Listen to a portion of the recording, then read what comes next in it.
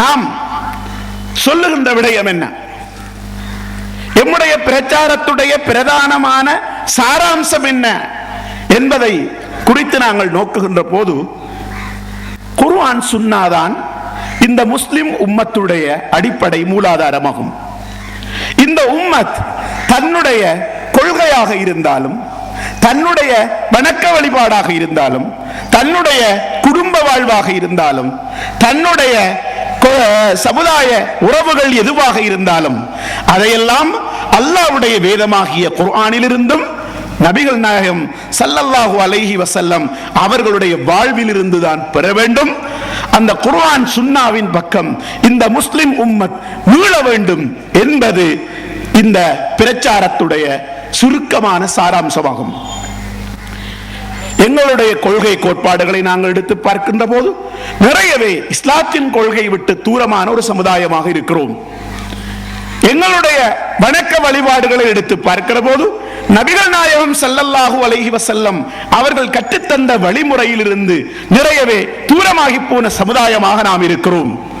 நம்முடைய கொடுக்கல் வாங்கல் தொழில் முயற்சிகள் எடுத்து பார்க்கிற போது நிறையவே நபியுடைய போதனைகளில் இருந்தும் குர்ஆனுடைய போதனைகளில் இருந்தும் தூரமாக இருக்கிறோம்.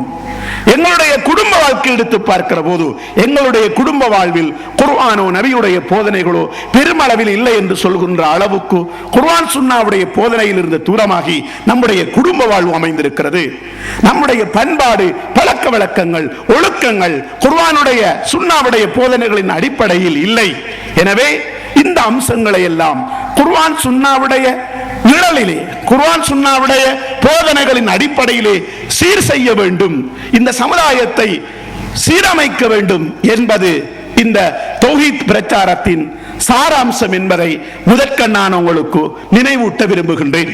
அன்புக்குரிய இஸ்லாமிய சகோதரர்களே, பெரியோர்களே, எமது பிரச்சாரத்துடைய மிக பிரதானமான அடிப்படையாக அமைவது கொள்கை சீர்திருத்தமாகும். முஸ்லிம் சமுதாயம் அடிப்படையாக இஸ்லாம் கற்றுத் தந்திருக்கின்ற கொள்கையில் வளர்க்கப்பட்ட சமுதாயம். அந்த கொள்கையின் அடிப்படையில் வாழ வேண்டும் என்று வலியுறுத்தப்பட்ட சமுதாயம்.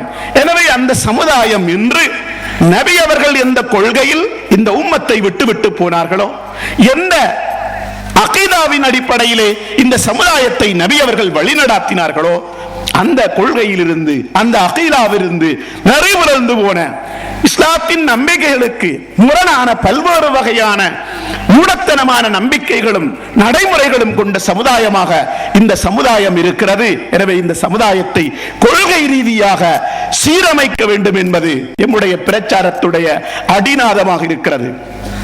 எனவே கொள்கை பற்றி நாம் அதிகமாக பேசுகின்ற போது தௌஹீதை அதிகமாக வலியுறுத்துகின்றோம்.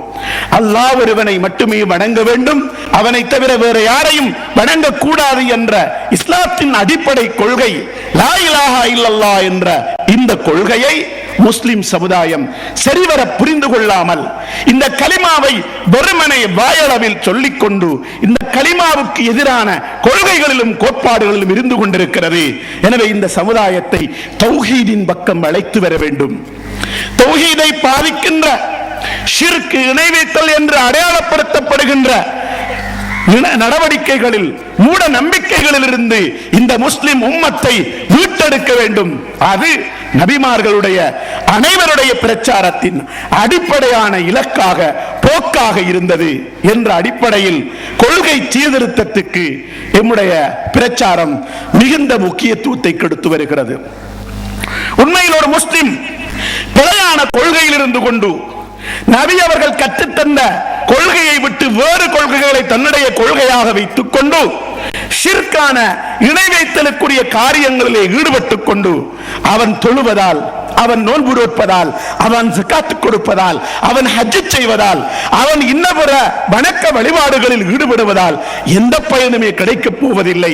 எனவே உங்களுடைய வணக்க வழிபாடுகளை சீரமைப்பதற்கு முன்னர், உங்களுடைய இதர நடவடிக்கைகளை ஒழுங்கமைப்பதற்கு முன்னர் கொள்கையை சீரமைக்கின்ற பணிகளை ஈடுபடுங்கள்.